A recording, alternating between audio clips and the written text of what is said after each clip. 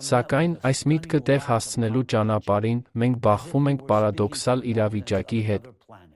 Երբ մենք դիմում ենք տարբեր հաստատություններին և որոշում կայացնողներին, ապա մենք բախվում ենք ապշեցնող թյուրըմբռնման հետ, ասես մենք խոսում ենք մեկ այլ մոլորակի բնակիչների հետ, նրա խորհուրդ են տալիս մեզ ինչ-որ ուրիշ ատյաններ, որոնց մենք կարող ենք դիմել, կարծես այս սուր կլիմայական և գեոդինամիկ ճգնաժամը վերաբերում է միայն նրանց, մեզ, ովքեր նախազգուշացում են դրա մասին։